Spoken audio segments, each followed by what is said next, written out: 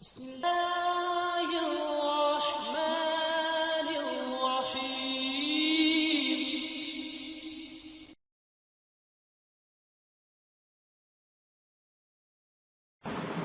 الحمد لله والحمد لله ملء ما خلق والحمد لله عدد ما في الأرض والسماء والحمد لله ملء ما في الأرض والسماء والحمد لله عدد ما أحصى كتابه والحمد لله عدد كل شيء والحمد لله ملء كل شيء. رب دو جلال نے آج جو دن دکھایا ہے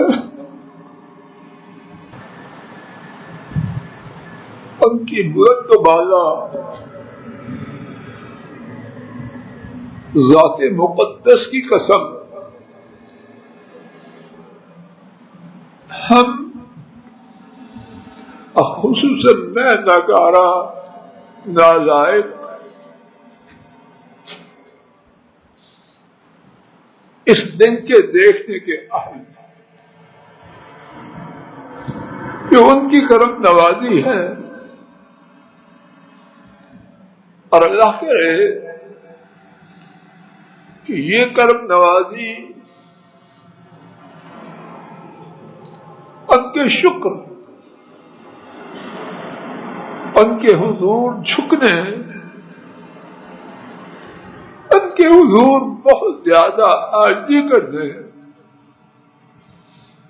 ان کی بہت زیادہ غلامی کرنے اور ان کی نگاہ بلند و بالا میں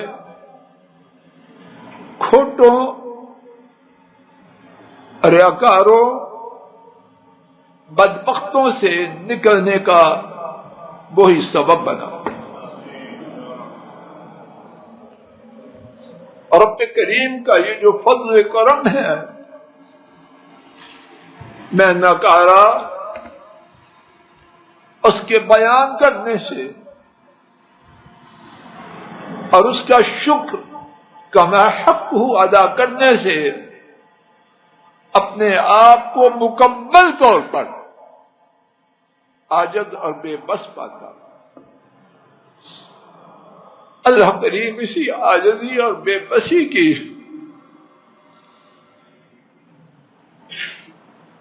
حیا فرمائے، اور وہ بڑے بہایا اور بڑے ہی قریب ہیں. عزیز بیٹے نے اور اللہ دونوں کو توفیق خیر دے یہ بات بیان کی کہ مستوں کا بنانا، مستوں کی چاکری کرنا، مستوں سے تعلق کا قائم کرنا، یہ سب لوگوں کا کام نہیں، یہ قسمت والوں کی بات ہے. اور قسمت والا کون ہے؟ جس پر رب کی نگاہ کرم ہو جائے. آئیے انسانی تاریخ میں سے ان قسمت والوں کے اشارات سے، انتہائی اختصار سے چند ایک ثابت شدہ واقعات کو اپنی نگاہوں کے سامنے لائے. شاید اللہ کریم میرے ایسے نالائقوں اور بہت سے لوگوں کی آنکھوں کو کھولنے، ضمیروں کو جھنجھوڑنے ایمان کی کمزوری کو دور کر دیں، ایمان کو مضبوط کر دیں اور مسجد کی خدمت پر آمادہ کر دیں، مسجد سے تعلق استوار کر دیں، اس کی توفیق ہم ایسے نالائقوں کو بھی عطا فرمائے۔ اللہ جانے انسانی تاریخ میں اس قسم کے کتنے واقعات ہیں، میں عاجز تو انہیں نہیں جانتا۔ جو ٹوٹی پھوٹی سمجھ اور علم میں باتیں آئی ہیں ان میں سے کچھ نمبر وار سیدنا خلیل الرحمن علیہ السلام، رب کریم نے سورہ البقرہ آیت شریفہ 127 پہلا پارہ، ان کے بارے میں فرمایا وَإِذْ يَرْفَعُ إِبْرَاهِيمُ الْقَوَاعِدَ مِنَ الْبَيْتِ وَإِسْمَاعِيلُ رَبَّنَا تَقَبَّلْ مِنَّا إِنَّكَ أَنْتَ السَّمِيعُ الْعَلِيمُ۔ اور جب ابراہیم علیہ السلام اللہ کے گھر مسجد حرام اس کی بنیادوں کو اٹھا رہے تھے، اور کون؟ اور اسماعیل، اور ان کی مبارک زبانوں پر کیا تھا؟ ربنا تقبل منا انك انت السميع العليم، اے ہمارے رب از راہ نوازش ہم جو کر رہے ہیں، توجہ فرمانا، کون عرض کرتے ہیں؟ ہمارا ایمان ہے ہمارے نبی کریم صلی اللہ علیہ وسلم کے بعد پوری انسانیت میں خلیل الرحمن جیسا کوئی نہیں۔ عرض کر رہے ہیں اے ہمارے رب، ادراہ نوازش باب تفعل ہے، آپ سے طلب تو کر رہے ہیں، اس کا استحقاق نہیں۔ آپ ازراہ نوازش ہماری اس کوشش کو قبول فرما لیجیے، اور کوشش کیا ہے؟ اللہ کا گھر تعمیر کریں۔ بے شک آپ ہی خوب سننے والے، خوب جاننے والے۔ صحیح بخاری میں سیدنا ابن عباس رضی اللہ تعالی عنہما ان کی روایت میں اس کی قدر تفصیل ہے، اس میں سے کچھ بات خلیل الرحمن علیہ السلام ایک عرصے کے بعد مکہ مکرمہ میں اپنے موجود بیٹے کے پاس تشریف لاتے ہیں۔ بیٹا اسماعیل علیہ السلام ایک ٹیلے پہ بیٹھا زمزم کے قریب اپنے تیر کو درست کر رہا ہے۔ باپ بیٹا ملتے ہیں جیسے باپ بیٹا ملا کرتے ہیں۔ ابراہیم علیہ السلام نے بیٹے سے فرمایا بے شک اللہ نے مجھے ایک کام کرنے کا حکم دیا ہے۔ خوش نصیب بیٹا عرض کرتا ہے اللہ نے جو حکم دیا ہے اس کی تعمیل کرو۔ فرمایا تم میری مدد کرو گے؟ عرض کیا جی میں آپ کی مدد کروں گا۔ تو پھر کیا ہوا؟ اللہ اکبر، آسمان نے دیکھا، رب کی شفقت جلوگر ہوئی، اور مولا کریم نے انہوں نے جو کیا اس کا نقشہ ہمیشہ ہمیشہ کے لیے اپنی کتاب میں محفوظ کر دیا۔ بیٹا پتھر چننے لگا، کون بیٹا؟ ذبیح اللہ، کیا شان ہے بیٹے کی. پتھر چننے لگا اور سیدنا خلیل الرحمن کیا کرنے لگے؟ مستری کا کام، میسن کا کام، راج کا کام اس میں جت گئے. خلیل الرحمن راج، میسن اور ذبیح اللہ مزدور. اللہ اکبر. اللہ میرے اور آپ کے ضمیروں کو زندگی دے دے. مسجد کی شان و عظمت کو اجاگر کرنے کے لیے اگر ایک یہی بات ہو تو کچھ کافی نہیں. کون مزدور، کون راج؟ اللہ اکبر. اور پھر کیا ہوا؟ بنیادیں کچھ اونچی ہوئیں. ابراہیم علیہ السلام کی دسترس سے اوپر اٹھ رہی. بیٹا ایک پتھر اٹھا کے لاتا ہے، باپ کے قدموں میں رکھتا ہے. اللہ اکبر. نبی کریم صلی اللہ علیہ وسلم کے بعد نہ ایسا باپ آسمان نے دیکھا، نہ ایسا بیٹا کبھی آسمان نے دیکھا. باپ کے قدموں میں رکھتا ہے،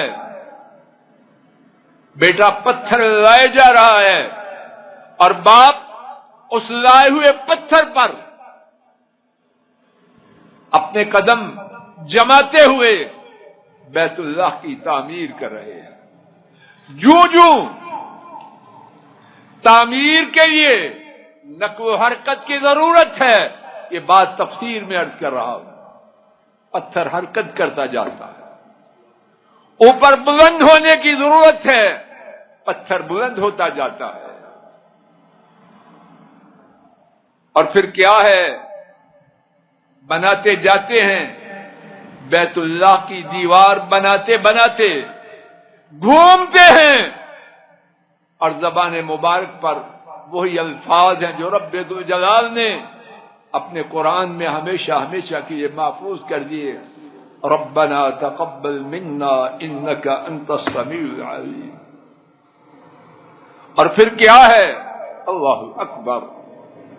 میں ناکارہ کیا جانوں اور میں کیا بیان کروں، لیکن حقیر سا اشارہ ہے. وہ پتھر، یا اللہ میرا آپ کا سینہ کھول دے، مسجد سے ہماری دوری مٹا دے. یا اللہ میری اور آپ کی زندگی میں وہ دن نہ آئے جب ہم مسجد سے دور ہوں. یا اللہ اتنی دیر زندہ رکھ جتنی دیر مسجد کے قریب رہیں. مسجد سے دور ہونے والی زندگی نہ دینا. جس کو ضرورت ہے مسجد سے دور والی زندگی کی وہ آمین نہ کہے، اور جس کو ایسی زندگی کی ضرورت نہیں وہ اونچی آواز سے آمین کہے. آمین. یا اللہ مسجد سے دوری والی ایک دن کی زندگی نہیں، ایک منٹ کی زندگی بھی نہ دینا. یا اللہ جب تک جیے سینے مسجد کی محبت سے لبریز ہوں، دل و دماغ میں لپک کے آپ کے گھر پہنچنے کا جذبہ تیز ہو، اور اے اللہ وقت کے گزرنے کے ساتھ یہ جذبہ کم نہ ہو، روز بروز تیز ہوتا جائے. توجہ فرمائیے شیخ فیصل جی. وہ پتھر، اللہ اکبر، اللہ کا گھر بنانا، یا اللہ نصیب کر ہمیں بھی ہماری نسلوں کو. یا اللہ اس سعادت سے محروم نہ کرنا. ابھی جو بات عرض کرنا چاہتا ہوں، میرا یہ گمان ہے اگر وہ بات میری اور آپ کی عقل اور سمجھ میں آ جائے مر جائیں، لیکن یہ گوارا نہ کریں کہ مسجد سے دور. کیا ہے وہ بات؟ وہ پتھر جس پہ قدم مبارک رکھے گئے کس لیے؟ اللہ کے گھر کی تعمیر کے لیے. اس پتھر نے کیا شان پائی؟ وَاتَّخِذُوا مِن مَّقَامِ إِبْرَاهِيمَ مُصَلًّى. اللہ اکبر. عمرہ کرنے والا، حج کرنے والا طواف کرے گا کہ نہیں کرے گا؟ اور طواف کے بعد 2 رکعت پڑھے گا کہ نہیں پڑھے گا؟ کہاں پڑھے گا؟ وَاتَّخِذُوا مِن مَّقَامِ إِبْرَاهِيمَ مُصَلًّى، اسی مقام ابراہیم کے پیچھے یا جہاں جگہ ملے، لیکن افضل جتنا قریب ہوگا اتنا شاندار۔ میری سمجھ میں، اللہ بیٹا غلط ہو تو تنبیہ کرے، میری سمجھ میں جو بات اللہ کرے غلط نہ ہو یہ ہے، اس پتھر نے اللہ کے حکم سے شان پائی، اور کیسے شان پائی کہ اللہ کے گھر کی تعمیر میں ابراہیم علیہ السلام کے قدموں کے نیچے استعمال۔ حضرات و خواتین، اگر پتھر مسجد کی تعمیر کے کام آنے کی وجہ سے مقام ابراہیم بنا، عمرہ اور حج میں اس کے پاس جانا اور اس کے پیچھے 2 رکعت پڑھنا سنت ٹھہرا، تو جو مسجد بنانے والا ہے، مسجد کی خدمت کرنے والا ہے، مسجد کی چاودنی کرنے والا ہے، اللہ اسے کہاں پہنچائے؟ اور پھر اسی سورہ مبارکہ میں، سورہ البقرہ میں آیت شریفہ 125، دونوں بیٹوں آیت میں غلطی ہو فوراً بول، آیت شریفہ 125 میں وَأَحِدْنَا إِلَىٰ إِبْرَاهِيمَ وَإِسْمَاعِيلَ أَن طَهِّرَا بَيْتِيَ لِلطَّائِفِينَ وَالْعَاكِفِينَ وَالرُّكَّعِ السُّجُودِ۔ اور ہم نے، چودھری نذیر صاحب جی نوٹ کریں، پڑھے لکھے آدمی، اور ہم نے ذمہ داری دی، اللہ اکبر، 20ویں گریڈ کا بندہ ہو، اس کو جو ذمہ داری دی جائے، یونس صاحب چھوٹی ہوتی ہے بڑی، اور جو 21ویں گریڈ کا ہو وہ ذمہ داری چھوٹی ہوتی ہے یا اس سے بڑی، اور جو 22ویں کا ہو، بولو چوہدری صاحب جی، ذمہ داری بڑی ہوگی یا چھوٹی ہوگی؟ اور 22ویں کے اوپر کیا ہے؟ پھر چھٹی ہے۔ جتنا گریڈ بڑا دی جانے والی ذمہ داری اتنی بڑی۔ پرنسپل سارے ادارے میں چھوٹا ہوتا ہے یا بڑا؟ قاصد چھوٹا ہوتا ہے یا بڑا؟ جو منصب بڑھتا گیا ذمہ داری، ران صاحب بول دے نہیں، آئیے خلیل الرحمن، کون خلیل الرحمن؟ واتخذ اللہ ابراہیم خلیلا، وہ خلیل جس کو اللہ نے اپنا دوست بنایا۔ کون ہے ایسا؟ کتنی شان ہے! 5 انبیاء، سب سے اونچے محمد کریم صلی اللہ علیہ وسلم، اور باقی 4 میں سے ایک خلیل الرحمن، اور میرا یہ عقیدہ ہے ان 4 میں سب سے بڑا خلیل الرحمن۔ غلطی ہو اللہ معاف کرے۔ خالق اللہ نے، کائنات کے مالک اللہ نے، کائنات میں سب کچھ تقسیم کرنے والے اللہ نے اتنے بڑے منصب والے ابراہیم کو ڈیوٹی کیا دی؟ وَأَحِدْنَا إِلَىٰ إِبْرَاهِيمَ، اور ہم نے سونپا، اللہ اکبر، کتنے واضح الفاظ، اور ہم نے یہ ذمہ داری سونپی کس کو؟ ابراہیم علیہ السلام کو، اور کس کو؟ جن کے بارے میں فرمایا انه كان صادق الوعد وكان عند ربه مرضيا، اسماعیل کو جس کی تعریفیں رب کریم نے اپنی کتاب میں بیان کی، اور ان تعریفوں میں سے دو وہ سچے وعدے والے، اور اس کے بعد کیا فرمایا؟ وَكَانَ عِندَ رَبِّهِ مَرْضِيًّا، اور وہ اپنے رب ہی کے پاس پسندیدہ تھے۔ اس سے بڑا سرٹیفکیٹ بتلاؤ مجھے کون سا ہے؟ وَرِضْوَانٌ مِّنَ اللَّهِ اکبر، جنت کی سب سے بڑی نعمت کیا ہے؟ کہ اللہ راضی ہوں گے اور کبھی ناراض نہ ہوں گے۔ اسماعیل، ان پر رب کی کیا رحمت تھی، کیا نعمت تھی؟ وَكَانَ عِندَ رَبِّهِ، بولو، مرضیہ، باپ خلیل اللہ اور بیٹا عند ربہ مرضیہ۔ محمد کریم صلی اللہ علیہ وسلم کے القابات کے بعد اور اولو العزم رسل کے القاب کے بعد مجھے نہیں پتا کہ مرضیہ جیسا لقب کہاں ہے۔ اب ان دونوں کی ذمہ داری کون دے رہا ہے؟ کون دے رہا ہے؟ اور وہاں جو ذمہ داریاں ملتی ہیں میرٹ کی بنا پر ملتی ہیں یا اپروچ کی بنا پر یا نوٹوں کی بنیاد پر؟ وہاں ٹکٹیں پیسوں سے تقسیم ہوتی، بڑے بڑے لوگ بھٹکے ہیں، وہاں یہ کچھ نہیں۔ اب سنیے، ان دونوں عظیم الشان باپ اور بیٹے ان کی ذمہ داری لگا رہے ہیں۔ کون؟ کیا ذمہ داری ہے؟ ان طہر بیتیہ، کہ تم دونوں، کرو ترجمہ، پاک کرو۔ کیوں افسر یہ ترجمہ نامکمل ہے، ہم بعد میں غور کرو۔ طہر باب تفعیل ہے،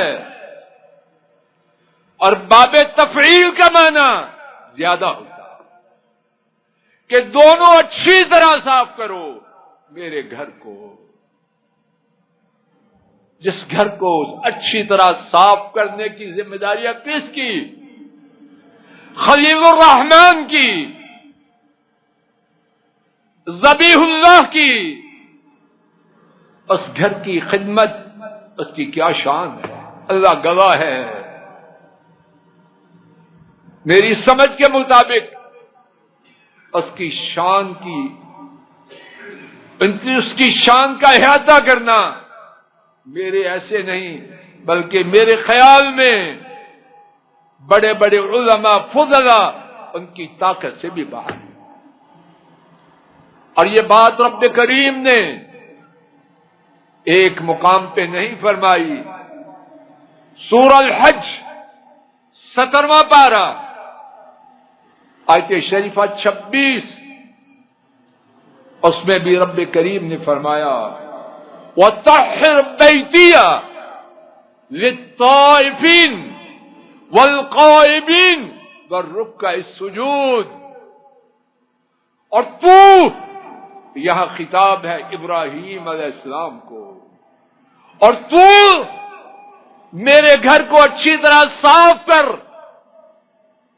طواف کرنے والوں کے لیے، وہاں قیام کرنے والوں کے لیے، اور رکوع اور سجدہ کرنے والوں کے لیے۔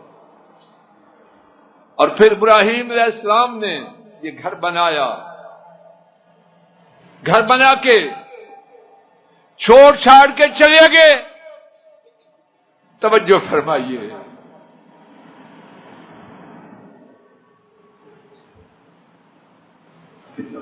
باقی 4 منٹ، ملک صاحب کہہ رہے ہیں 4 منٹ باقی۔ چھوڑ چھاڑ کے چلے گئے؟ نہیں۔ سورہ ابراہیم آیت شریفہ 37، ربنا انی اسکنت من ذریتی بواد غیر ذی زرع عند بیتک المحرم ربنا لیقیموا الصلاۃ۔ اے میرے رب،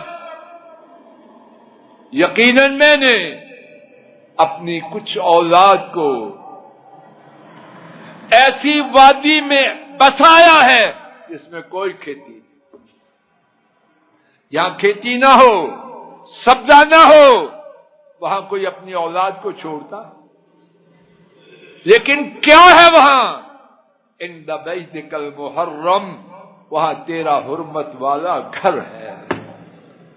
ربنا لیقیموا الصلاۃ، اے میرے رب تاکہ وہ نماز کو قائم کرے۔ گھر بنایا، صفائی کی تاکید پائی، اور اپنی کچھ اولاد کو اس چٹیل شہر میں،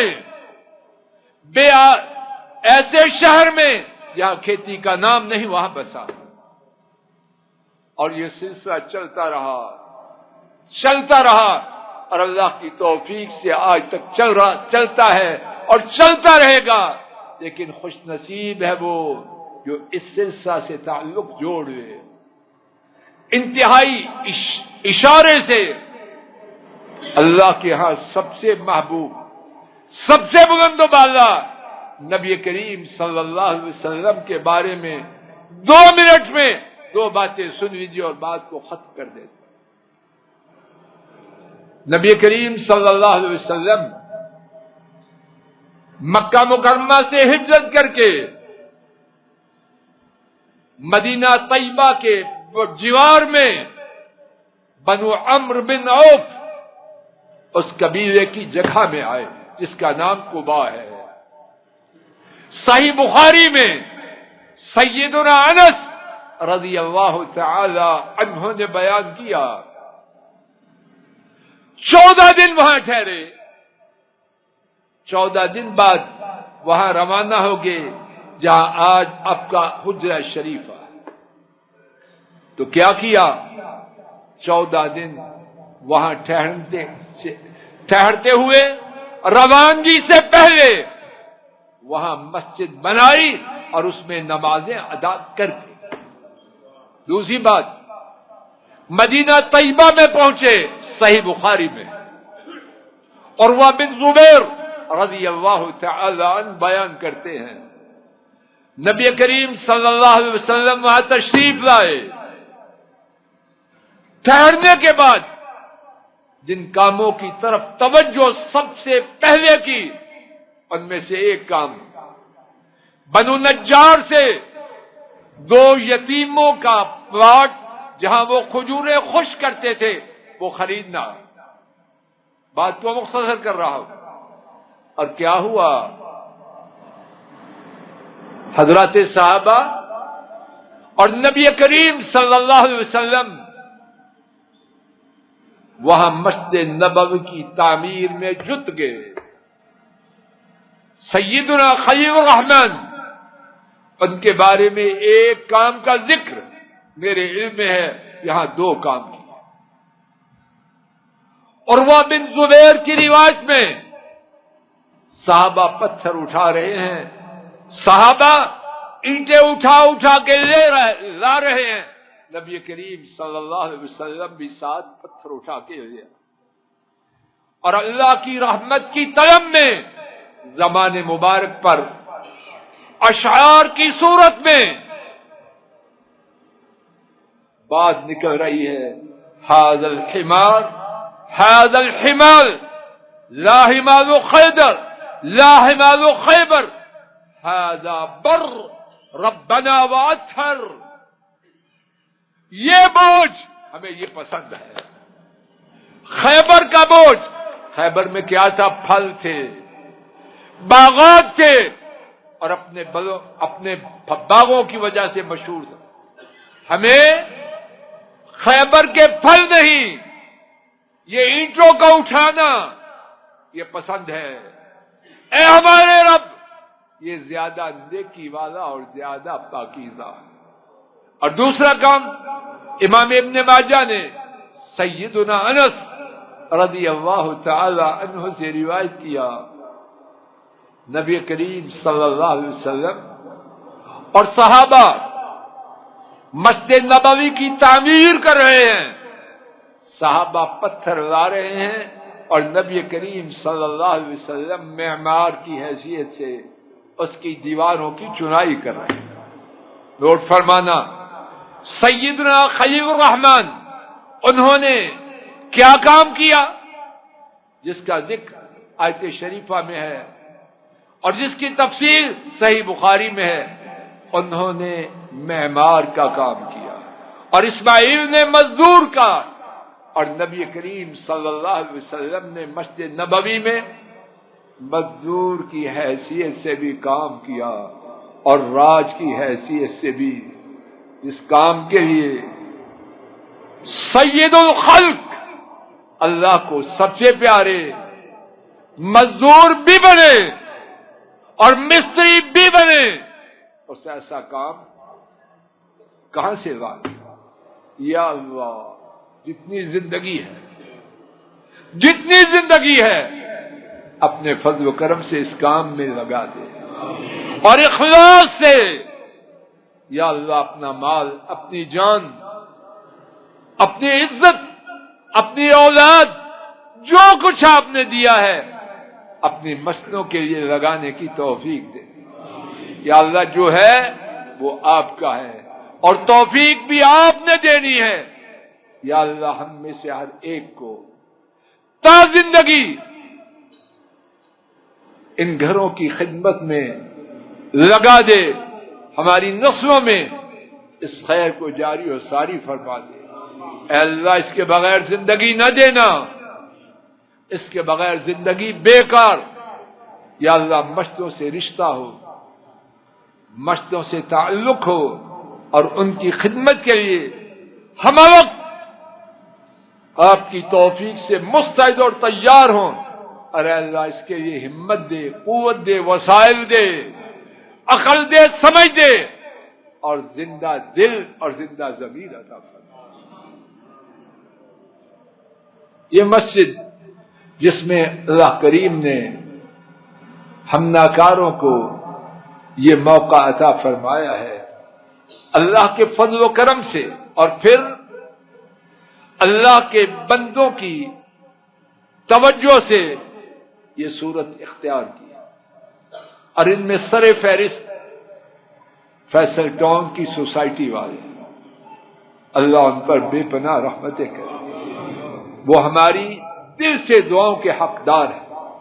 اور اس سوسائٹی کے مالک چودھری عبد المجید صاحب، اللہ پاک ان پر اپنی رحمتیں فرمائے، ان کے ماں باپ پر رحم فرمائے، ان کے کنبہ پر اپنی رحمتوں کی برکھا برسائے. اللہ ان کے دین اور دنیا میں برکت کرے، صحیح معنوں میں ان کو کامیاب و کامران کرے. دین کی پابندی اور دنیا کی کامیابی ان کے قدم چومے. ان کا ہم پر بہت بڑا احسان ہے. اور اس سے پہلے ہمارا ان سے معاملہ ہو چکا ہے F-17 میں. سال ہر سال گزر چکے ہیں. میرے علم کے مطابق انہوں نے F-17 کی مسجد کی جگہ دینے کے پر ہمارے ساتھ احسان کیا، اور احسان کرنے کے بعد ہمارا ناک میں دم نہیں کیا. اللہ کے فضل و کرم سے ہم ان کے لیے شکر گزار بھی ہیں اور دعا گو بھی ہیں. اور اس کے ساتھ ان کے جتنے ساتھی ہیں جو خیر کے کاموں میں ان کے معاون اور مددگار ہیں، ان کے لیے بھی اللہ کریم سے دعا کرتے ہیں. ہمارے بھائی، عزیز، دوست اور بہت کچھ، رانا افتخار صاحب، اللہ پاک ان کا دین اور دنیا دونوں اچھا کر. F-17 کی جگہ بھی انہوں نے اللہ کی توفیق سے ہمیں سوسائٹی سے اور چودھری عبد المجید صاحب سے لے کے دی. اور اللہ کا فضل ہے، جس کو جتنا چاہیں. اور یہ جگہ بھی اللہ کے فضل و کرم سے، اور پھر سوسائٹی والوں کی مہربانی، اور پھر ہمارے بھائی، دوست، عزیز اور بہت کچھ رانا افتخار کی کوشش سے اللہ پاک نے ہمارے نصیب میں فرمائی. اور اس سے پہلے بھی F-17 کی مسجد بھی اسی طرح. اور پھر مولا کریم ہمارے نہایت ہی عزیز، قابل احترام بھائی اور دوست وقار احمد صاحب، جنہوں نے، اللہ ہی جانتا ہے اس مسجد کی تعمیر میں کیا کچھ جتن کیے، کس طرح اپنے ذاتی تقاضوں کو قربان کیا، اپنی صحت کی بازی لگائی، شب و روز کوشش کی،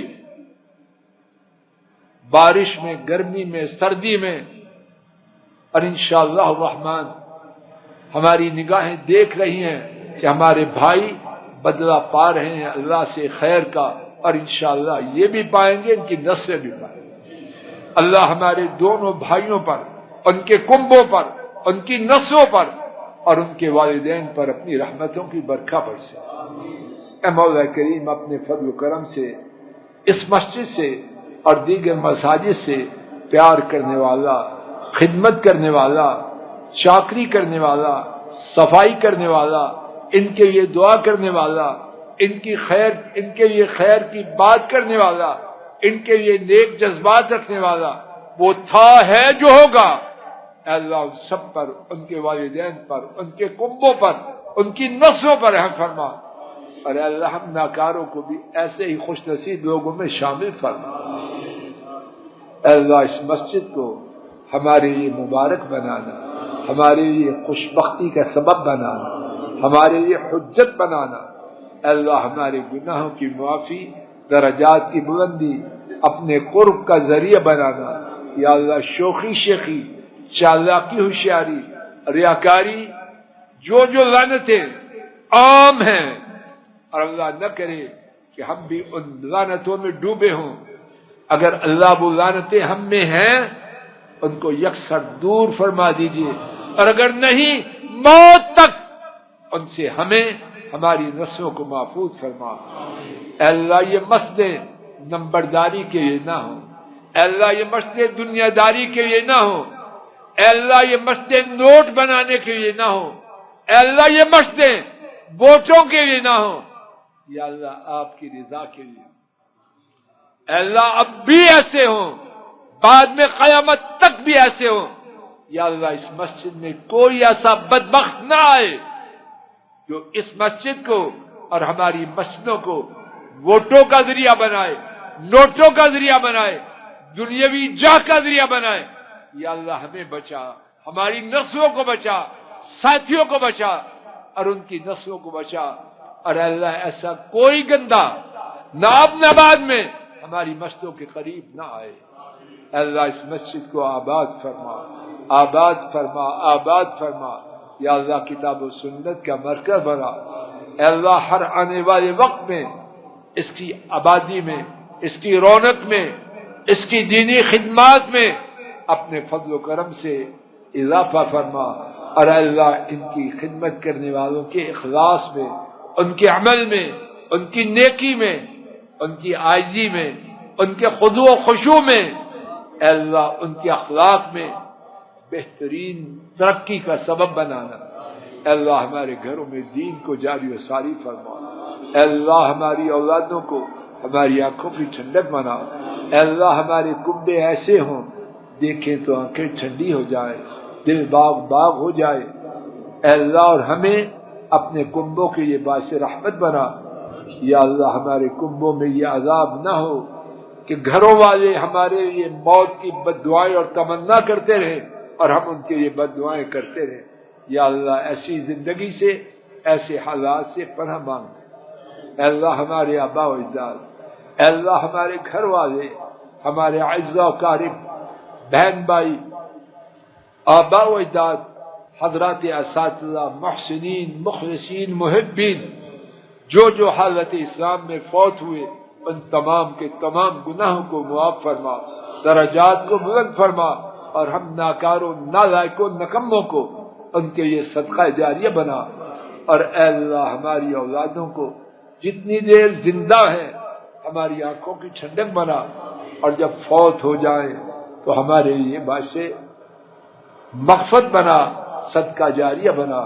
اے اللہ جتنے بیمار ہیں ان کو شفا عطا فرما، جتنے پریشان ہیں ان کو پریشانی عطا، ان کی پریشانیاں دور فرما۔ اے اللہ جو بے اولاد ہیں انہیں نیک اولاد دے۔ اے اللہ جو بے روزگار ہیں انہیں رزق حلال دے۔ اے اللہ جو بے روزگار ہیں انہیں رزق حلال دے۔ یا اللہ جو قرض میں ڈوبے ہیں اے اللہ ان کے قرضوں کو ادا فرما۔ اے اللہ جو لوگ اولادوں کے رشتوں کے لیے پریشان ہیں اے اللہ ان کو مبارک رشتے عطا فرما، اور اے اللہ جو رشتہ داروں کے ستائے ہوئے ہیں ان کی بھرپور مدد فرما، اے اللہ ہمارے ملک پاک کی خیر فرما، اے اللہ ہمارے ملک پاک کی خیر فرما، اس کے چپا چپا کی، رائی رائی کی، ذرہ ذرہ کی حفاظت فرما، حرمین شریفین کی حفاظت فرما، وہاں دین کو جاری و ساری اور بلند و بالا فرما، پورے عالم اسلام کی مدد فرما، امت اسلام کو بلند فرما، دین اور دین والوں کے، امت اسلام اور اسلامی ممالک کے دشمنوں کو نیست و نابود فرما۔ السلام علیکم ورحمۃ اللہ۔ یہ ڈاکٹر فضل الہی صاحب کا آفیشیل یوٹیوب چینل ہے، اس کو لائک، سبسکرائب اور شیئر کریں اور بیل آئیکن پریس کریں تاکہ نئی آنے والی ویڈیوز کا نوٹیفیکیشن آپ کو موصول ہو سکے۔ جزاکم اللہ خیر۔ نشهد انك انت الله لا اله الا انت الاحد الصمد الذي لم يلد ولم يولد ولم يكن له كفوا احد۔ کتنے منٹ؟